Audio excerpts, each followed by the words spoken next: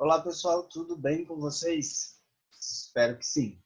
Hoje, na aula de hoje, eu trouxe para vocês um simples e breve conceito sobre as organizações supranacionais. Espero que todo mundo consiga aprender, consiga entender e tirar as dúvidas, né, que possam surgir aí depois. Então, primeira coisa, quando a gente vai falar sobre organizações supranacionais, a gente automaticamente vai entender que esses processos de organizações são criados justamente para nós entendermos como funciona o processo econômico e, ao mesmo tempo, político na grande realidade mundial. Tá? Eu trouxe para vocês no primeiro tópico o porquê exatamente essa estrutura acontece, por que surgiram as organizações supranacionais. E o primeiro tópico é o seguinte: elas surgiram ali por conta, né, da grande intensificação do comércio mundial, que é uma coisa que aconteceu e vem acontecendo lá desde o século XX até os dias de hoje. Esse processo também foi intensificado com o processo da globalização, que é uma coisa que é muito frequente no nosso dia a dia, mas uma coisa que vai continuar sendo muito frequente, né? Esse processo de globalização que envolve automaticamente a economia, né? Depois eu coloquei aí para vocês, né, a grande demanda de compra e venda de produtos entre as nações. Então, esse processo também de globalização traz essa situação de compra e venda e troca de mercadorias e troca de economias entre esses países. Então, essas organizações também têm aí um fator muito importante nesse processo de intensificação e justamente pelo fluxo de globalização ser algo de grande intensidade no mundo contemporâneo. Dentro desse processo todo, quando a gente fala de mundo contemporâneo, nós estamos falando da década do período que nós estamos vivendo, né? Se a gente for pegar lá do processo da história, o período contemporâneo vem de 1789 até os dias de hoje. Nesse conceito aqui, a gente vai trabalhar a partir do processo da globalização. E vocês vão perceberem que algumas organizações supranacionais, elas passaram a surgir a partir de algumas guerras mundiais, né, para conter algumas organizações, né, de desvantagem entre esses países ou entre os países que não tinham tantos recursos. Tudo bem? Então vamos partir para a próxima etapa. O objetivo das organizações supranacionais. Primeiro tópico aí, ó, observar e identificar as ações que estão sendo realizadas em todas as regiões. Isso não vai trazer especificidade de só alguns países e outros não, e sim de todos os países, né? Os países que possuem uma economia mais estabilizada vão ter condições melhores de organização quanto a essa situação econômica. Eles vão conseguir se administrar melhor. Os países que possuem uma economia não alta, ou seja, uma economia baixíssima, né, e aqueles países que são chamados de subdesenvolvidos, ou até mesmo os países emergentes, que são os países que estão em crescimento, nós podemos dizer que também possuem os seus sistemas de intensificação e realização das atividades econômicas, mas cada um na sua intensidade quanto potencial econômico. Depois eu coloquei para vocês aí justamente a questão de regular as relações financeiras e política entre os países. Então, essas organizações vieram também com o objetivo de não gerar uma desigualdade tão grande como já acontecia há muito tempo atrás. E aí, com essas organizações, essa situação acaba ficando um pouco mais equilibrada, né? Principalmente para os países que não são desenvolvidos e têm ali uma defasagem econômica muito grande, quanto também para os países que têm um desenvolvimento muito acelerado e muito bom, né? Então, ali para que ninguém saia perdendo nesse processo de troca de globalização, ok? Vamos lá, então. Trouxe para vocês o primeiro processo ali, na verdade, a primeira organização supranacional, como exemplo, que é o Fundo Monetário Internacional, o FMI, né? Que passa muito nos jornais, nos noticiários, e vocês às vezes não têm essa informação, então a gente vai entender para que serve esse Fundo Monetário Internacional.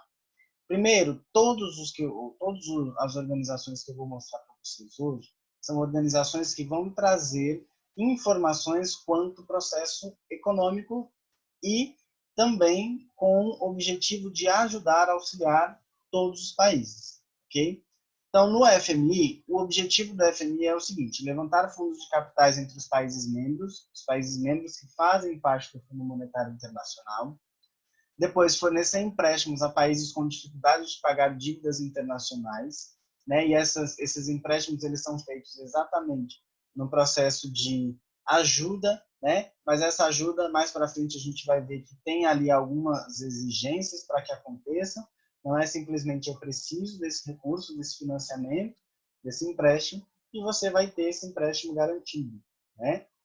Depois, esses empréstimos só acontecem se os países obedecerem às medidas impostas pela FMI, né, que são as seguintes medidas abaixo, e aí a gente tem justamente isso que eu acabei de comentar com vocês, que é reduzir os gastos do governo. Então, existem países que têm gastos muito grandes, países que têm super salários, né, de cargos públicos, então esses países precisam fazer alguns ajustes para que esses salários ou diminuam, ou não aumentem, ou esses gastos sejam um pouco mais contidos. Diminui um pouco de regalia, né? Não vai diminuir o salário, vai diminuir alguns benefícios, mas eles precisam conter essa situação. Não adianta eu ter um empréstimo e continuar gastando horrores, certo? Depois, reduzir os investimentos sociais. Esse reduzir os investimentos sociais, estipulados aí pelo FMI, é justamente entender quais são os investimentos sociais realmente necessários. E ali, verificar talvez um plano diferenciado, uma estrutura, uma regra mais rígida para esses planos de investimento social, para que consiga também conter essa relação de economia existente entre esses países. Ok? Depois eu coloquei aí para vocês quanto observação que essas políticas de medidas, né, que são as políticas que vão reduzir aí justamente a questão dos gastos econômicos e trazer para os países ali uma condição melhor, né, estrutural, financeira, mesmo com empréstimos. E essa redução de gastos ela é chamada de políticas de austeridade, né? Essas políticas elas vão trazer para a gente uma estrutura muito simples e básica da gente poder entender que se eu não tiver uma redução, as coisas começam a não funcionar da melhor forma possível, ok? Então esse é a primeira organização supranacional, não está na ordem, né? Mas eu trouxe essa como primeira. Depois nós temos o Banco Mundial. O Banco Mundial ele traz aí outras características que diferenciam um pouquinho ali do FMI, e a gente vai verificar essas características agora. Não são difíceis, são fáceis, super simples também da gente aprender. Primeiro, o Banco Mundial ele foi criado ali para liberar recursos para a reconstrução de países que até então foram muito atingidos na Segunda Guerra Mundial, né? E esses países a gente tem uma estrutura ali quanto países capitalistas, né? Então o Banco Mundial ele foi criado ali para essa situação de dispor desses recursos. Depois teve com o passar dos anos uma relevância significativa entre os países do mundo, com o seu crescimento, porque o Banco Mundial ele foi crescendo aos poucos e a sua relevância também. Então é uma das estruturas mais interessantes e relevantes quando a gente fala em auxílio e ajuda, né, dos países necessitados. Coloquei aí que hoje é um dos principais influenciadores de financiamento dos países com menos desenvolvimento financeiro e o menor desenvolvimento em áreas específicas com energia e transporte, agricultura e educação. Vamos entender. Essa estrutura de financiamento com países de menor desenvolvimento vai ter um foco muito maior para aqueles países que não são totalmente desenvolvidos, né? Principalmente os países que estão em desenvolvimento, que são chamados de países emergentes. Então, esses países, eles possuem também uma característica de necessidade financeira. Não é porque eles estão crescendo, e a gente não sabe quanto tempo esse crescimento total vai levar, que eles não vão precisar de um auxílio. Mas todos os auxílios que são oferecidos, tanto do Banco Mundial quanto da FMI, são auxílios que possuem regras para serem cedidos, ou seja, para que os países consigam eles, ok? Coloquei energia e transporte, agricultura e educação são fatores essenciais porque são essas as áreas que geram a maior dificuldade de desenvolvimento do país. Então, quanto maior o país tem um problema de desenvolvimento nessas áreas específicas que eu citei aí para vocês, maior vai ser a dificuldade dele de evoluir, maior vai ser a dificuldade dele de crescimento econômico. Ok? Depois, coloquei aí para vocês o Banco Mundial e a sua formação. Então, dentro do Banco Mundial, nós temos duas formações, além dele como principal. A gente tem a integração aí do BIRD, né, do BIRD, que é o Banco Internacional para a Reconstrução e Desenvolvimento. Só lembrando que o Banco Mundial foi criado lá depois da Segunda Guerra Mundial e o objetivo é realmente de reconstrução. Foi como ele surgiu. Hoje em dia a gente utiliza ele não por guerra, porque nós não temos mais guerras a nível de guerra mundial, mas o empréstimo é oferecido também como base de reconstrução, então continua com o mesmo objetivo. E aí a gente tem a Associação Internacional para o Desenvolvimento, que é extremamente importante também dentro dessa formação do Banco Mundial. Então ele tem essas duas características aí de formação também para poder fechar como base para fornecer ajuda de reconstrução para todos os países que necessitam, só lembrando que o objetivo vai sempre para os países com menor desenvolvimento, ok? Então, esses são os dois exemplos que eu trouxe para vocês quanto a organizações supranacionais, e agora a gente tem mais um, que é exatamente a Organização Mundial do Comércio. A Organização Mundial do Comércio ela tem uma função importantíssima nos dias de hoje, né? E traz também um peso muito grande para as ações que são realizadas dentro de todos os países. Primeira coisa, o objetivo dela é uma organização que tem por finalidade fiscalizar, regular e fazer cumprir as regras do comércio internacional e de transações financeiras. Então, tudo que está relacionado ao lado financeiro, a OMC, faz parte.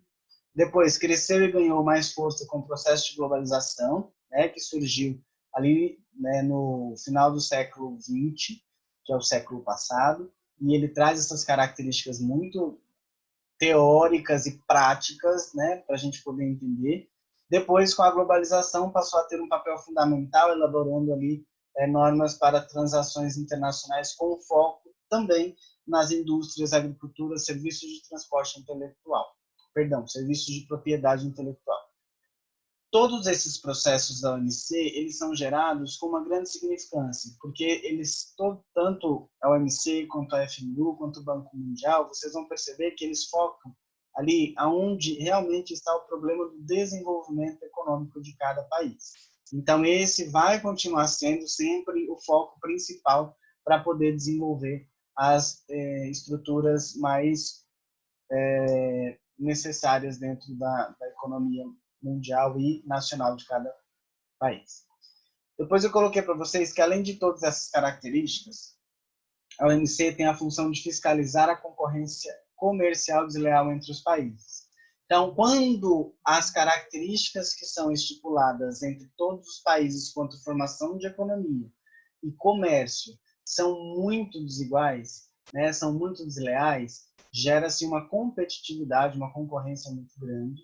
Mas o problema é que essa concorrência, às vezes, ela acaba quebrando algumas estruturas financeiras de alguns países. Então, mesmo que cada país produza a sua estrutura financeira, eles precisam seguir o mesmo meio de estrutura quanto organização nacional, para não ter problemas futuros quanto a essas situações a nível mundial, ok? Essas três organizações mundiais são essenciais, vocês vão precisar utilizá-las sempre, é de extrema importância, então eu espero que vocês tenham conseguido entender de maneira simples e de maneira bem tranquila sobre esses três conteúdos, ok? Na verdade, são dois conteúdos, são três organizações dentro de um conteúdo só, que são as organizações supranacionais. Vocês precisam entender o que são elas, né, e para que elas foram feitas. E aí, eu acho que com a aula de hoje a gente conseguiu observar para que elas são formadas e qual é a função de cada uma delas. Tá certo?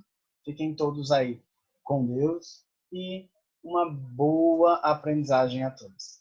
Até breve.